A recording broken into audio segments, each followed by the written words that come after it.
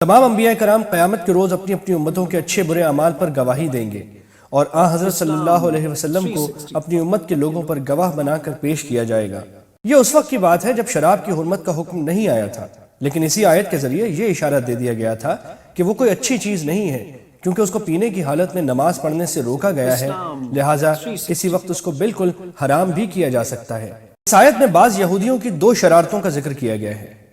एक शरारत ये कि वो तौरात के अल्फाज को अपने मौका महल से हटाकर उसमें लफ्जी या मानवी तहरीफ का इर्तिकाब करते हैं, यानी बाज़ औक़ात उसके अल्फाज ही को किसी और लफ्ज़ से बदल देते हैं और बाज़ औक़ात उस लफ्ज़ को गलत मानी पहनाकर उसकी मनमानी तफसीर करते हैं। और दूसरी शरारत ये है कि जब वो हज़रत सल्लल्लाहु अलैहि वसल्लम के पास आते हैं तो ऐसे मुबहम और मुनाफिकाना अल्फाज इस्तेमाल करते हैं जिनका ज़ाहिरी मफ़हूम बुरा नहीं होता, लेकिन वो अंदरूनी तौर पर इन अल्फाज से वो बुरे माने मुराद लेते हैं जो इन अल्फाज में छुपे हुए होते हैं। कुरान करीम ने इसकी 3 मिसालें इस आयत में जिक्र की हैं। एक ये कि वो कहते हैं समिअनन व असेना, जिसके माने हैं कि हमने आपकी बात सुन ली और नाफरमानी की। वो इन अल्फाज का मतलब ये जाहिर करते थे कि हमने आपकी बात सुन ली है और आपके मुखालिफिन की नाफरमानी की है, लेकिन उनसे मतलब ये होता कि हमने आपकी बात सुनकर इसी बात की नाफरमानी की है। दूसरे वो कहते थे अस्मा गैर मुस्मा, इसका लफ्जी तर्जुमा ये है आप हमारी बात सुने, खुदा करे आपको कोई बात सुनाई न जाए।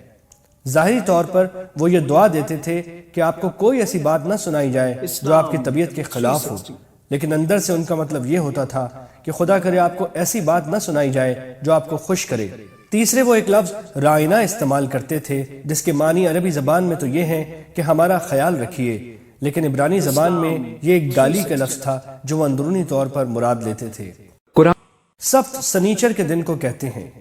तौरात में बनी इसराइल को इस दिन रोज़गार का कोई काम करने से मना किया गया था, लेकिन एक बस्ती के लोगों ने इस हुक्म की नाफरमानी की जिसके नतीजे में उन पर अजाब आया और उनको मस्ख कर दिया गया। इस वाक़े की तफसील के लिए देखिए सूरह आराफ। कुरानी शिर्क से कम किसी गुनाह को अल्लाह ताला जब चाहे तौबा के बगैर भी महज अपने फजल से माफ़ कर सकता है, लेकिन शिर्क की माफ़ी इसके बगैर मुमकिन नहीं कि मुशरिक अपने शिर्क से सच्ची तौबा करके मौत से पहले पहले इस्लाम कबूल करके तौहीद पर ईमान ले आए। पाकीज़गी और तक़द्दुस अल्लाह ताला उन्हीं को अता फरमाता है जो अपने इख्तियारी अमाल से ऐसा चाहते हैं। जिनको पाकीज़गी और तक़द्दुस नहीं मिलता वो ऐसे लोग होते हैं जो अपने इख्तियारी अमाल के ज़रिए खुद नाअहल बन जाते हैं। लिहाजा अगर अल्लाह उन्हें तक़द्दुस अता नहीं फरमाता तो इसमें उन पर कोई जुल्म नहीं है, क्योंकि उन्होंने खुद अपने इख्तियार से अपने आप को नाअहल बना दिया है।